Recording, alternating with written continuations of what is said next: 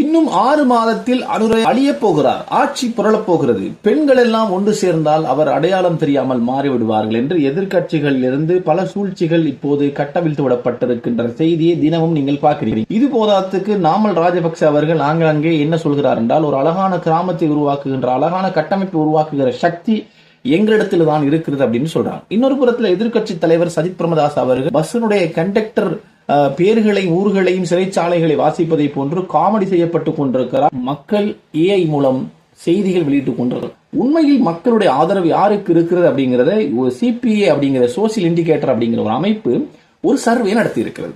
யாருக்கு பலம், உண்மையிலேயே அனுர தோற்க போகிறாரா அல்லது இவர்கள் சொல்வது பொய்யா, எதிர்கட்சிக்கு பலம் அதிகமாகிறதா, நாமல் 2029 ஆண்டில் ஜனாதிபதி ஆகுவாரா அப்படிங்கிற செய்தியை இந்த சர்வே மூலம் ஒரு லேசான தொடுதல் மூலம் கண்டுகொள்ள முடியும். இப்போ இவங்க ஒரு ஆய்வு வெளியிட்டு இருந்தாங்க. அந்த ஆய்வினுடைய முடிவை பார்க்கிற போது அனுரகுமார திசாநாயக்க அவர்கள் தோல்வியை கவுவாரா அப்படின்னு சொல்லி பார்த்துக்கிட்டு இருந்தா, இருக்கிற பலத்தை விட இன்னும் மக்களுடைய ஆதரவு அதிகமான செய்தியை தான் இவர்கள் வெளியிட்டிருக்கிறார்கள். என்பிபி அவர்களினுடைய செயல்பாட்டில் 75.5% திருப்தி கொண்டிருக்கிறார்கள். 75.5% மக்கள் மொத்த சர்வேல திருப்தி கொண்டிருக்கிறார்கள். அதே நேரத்தில் 23.3 பேர் மட்டுமே அதிருப்தி தெரிவித்துள்ளார்கள். எதிர்கட்சி தலைவர் சஜித் பிரேமதாச அவர்களுடைய கருத்து, அவர்களை பற்றி 29.4 பேர் மட்டுமே திருப்தி கொண்டிருக்கிறார்கள்.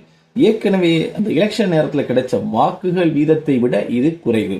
64.9% அதிருப்தி தெரிவித்திருக்கிறார்கள். அது 62.8% பேர் அரசு நிர்வாகத்தில் திருப்தி தெரிவித்திருக்கிறார்கள். 62.8% மக்கள் அரசுடைய நிர்வாகத்தில் திருப்தி கொண்டிருக்கிறார்கள். அதே மாதிரி 21.1% பேர் அதிருப்தி தெரிவித்திருக்கிறார்கள், நிர்வாகம் சரியில்லைன்னு சொல்லி. ஆனா 62 பேர் ஆதரவு தெரிவித்திருக்கிறாங்க. ஏன் இது வருது அப்படின்னு சொல்லி அவங்க சொல்றாங்கன்னா, ஊழலுக்கு எதிரான நடவடிக்கைகள் இது ரொம்ப நல்லா இருக்கு அப்படிங்கிறாங்க. ஊழலுக்கு எதிரான நடவடிக்கைகள், நிர்வாகத்தினுடைய திறன் அப்படிங்கிறாங்க. சில பேர் நிர்வாக திறன் இல்லைன்றாங்க, அதாவது அறிமுகம், இவங்களுக்கு அனுபவம் இல்லைன்னு. ஆனா பல மக்கள் என்ன செஞ்சிருக்காங்கன்னா, நிர்வாகத்தின் திறன் அனுபவமே இல்லைன்னு சொன்னாலும் இவங்க நடந்துகின்ற முறைகள் அனுபவம் வைத்துக்கொண்டு களவெடுத்தவர்களை விட இவர்கள் பரவாயில்ல அப்படிங்கிற மாதிரி ஒரு நிலை தான் இருக்கிறது.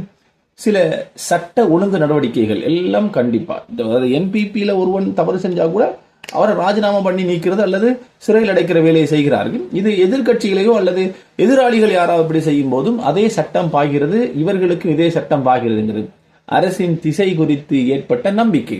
அதாவது அரசுனால இப்படித்தான் இருக்கும் அப்படிங்கிற ஒரு நிலையை மாற்றி, அரசுனா மக்களோடு மக்களாக இருக்கிற பந்தா இல்லாம பாதுகாப்பு என்ற பேர்ல பணத்தை வீண் விரயம் செய்கிற ஒரு நிலை இல்லாமல் இருக்கிற இது மாதிரியான போக்குகளை கண்டு மக்கள் ஆதரவு தெரிவித்திருக்கிற ஒரு சர்வே வெளியிடப்பட்டிருக்கிறது. அப்ப இப்ப எங்க இதுல நாமல் ஜனாதிபதி ஆகிறது, எங்க சஜித் பிரேமதாஸ் ஜனாதிபதி ஆகுது அப்படிங்கிற ஒரு கேள்வி வருது.